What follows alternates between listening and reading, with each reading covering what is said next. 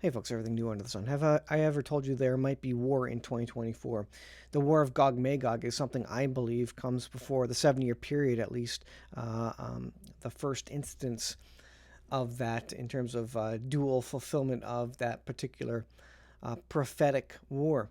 And again, I think it comes at the beginning of the 7-year period, and I think the 7-year period could very well start in the year 2024 as we march on towards the midpoint of the 7-year period, which I believe is 2028, and then the end of the 7-year period, which is in and around 2030, 2031 there. And news is all around of World War III, of a war with Russia, and this appears to be what the next thing is that they're telegraphing.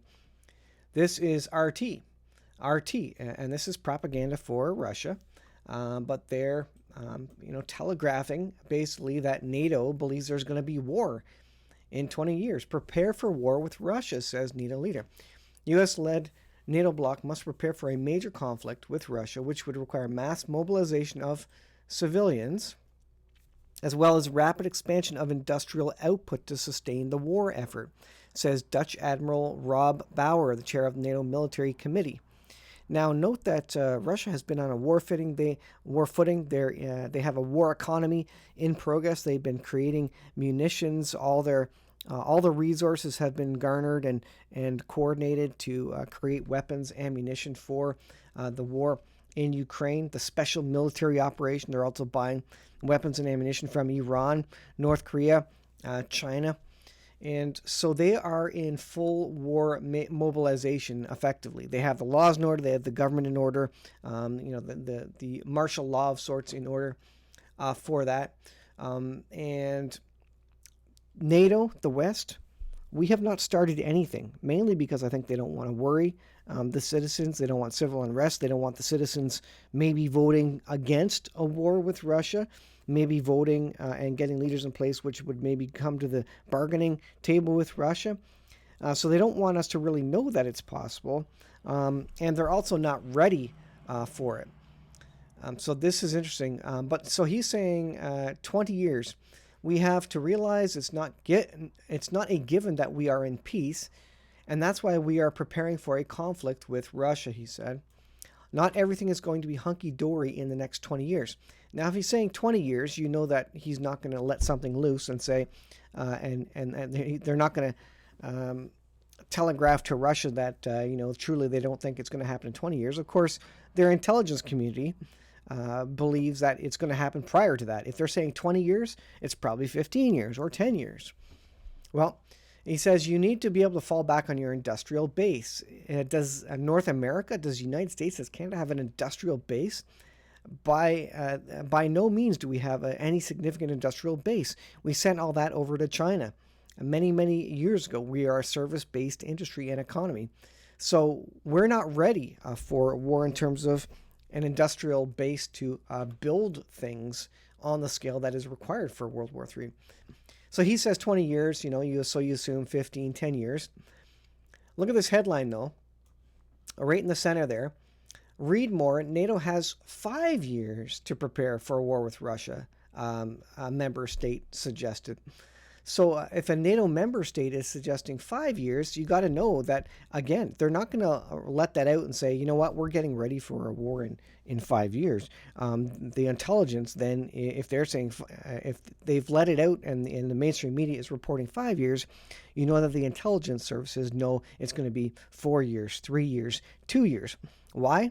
Because they want to be ahead of it. They want to be able to preemptively address Russia, address whatever country it is, because they don't want to give that country a timeline and say, you know what, be ready in 5 years, be ready in 20 years, because we're going to go after you in 20 years. There's going to be a conflict in 20 years.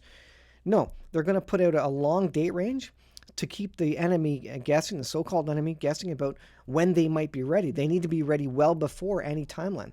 So they need to be ready well before 5 years. Is North America, is the U.S. ready now in terms of its industrial base for World War III? They absolutely are not, and that's concerning to be sure.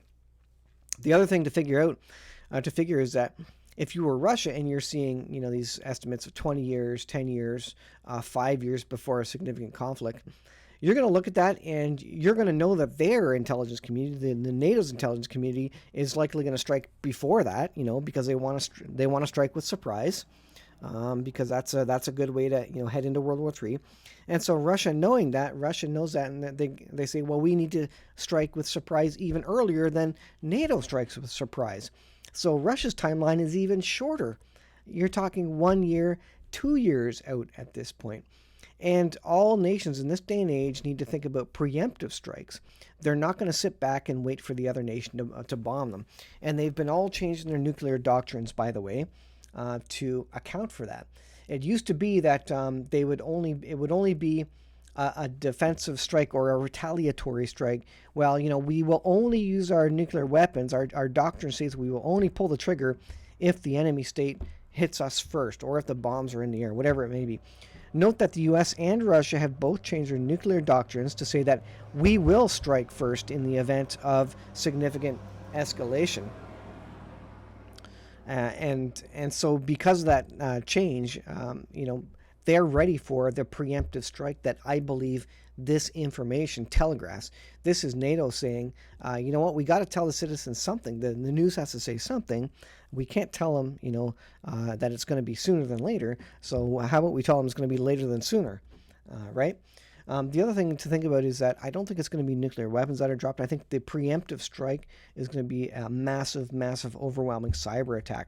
And I suspect that Russia is going to do that to us before we decide to go to war with them. They are ready right now with their war economy, with their industrial output and their munitions building. So I mean, it's the war is for Russia to lose, I believe, at this point, if they decide that they're going to take out the United States as the world superpower. But they just need to get China on board. They need to get North Korea on board. And come news of a nuclear drone, which can underwater drone rather, that North Korea is working on, that can deliver a nuclear warhead. They're testing that. So it's another aspect in asymmetric warfare, using cheap components to take out millions and even billion dollars worth of naval hardware. In terms of a submarine, now they're using just drones everywhere. So warfare has changed. All the big equipment, the tanks, the planes, the submarines, whatever it is, they're all going to be taken out by little tiny drones, automated things, robots. We're basically in the era of robot war. So, pretty crazy. Cyber attacks, cyber warfare, I think that's the next thing to come. And certainly, before they drop any nukes, there would be a massive cyber attack taking out all communications so that we could not retaliate with nuclear weapons after that or otherwise. So, when the comms go down, I think the cyber attack is going to really be the kickoff of World War III. So, will it be coming in 2024? I don't know. But you look at the intelligence communities, they're saying 20 years, and they're saying 5 years, and if NATO's going to strike prior to 5 years, then that means Russia is likely going to strike prior to 3 years. So you go down that road of intelligence community battling intelligence community, and who's going to strike first. I think it's going to be the person who strikes first is going to win it in this day and age, with nuclear weapons and the massive cyber attack capability that all the nations have the capability of in this day and age. So I'll leave there, guys. Thanks for watching. Get prepared to find Jesus Christ as your personal Lord and Savior. Ultimately, you leave this world only with your faith and your soul and nothing else. So that's why you need to be prepared.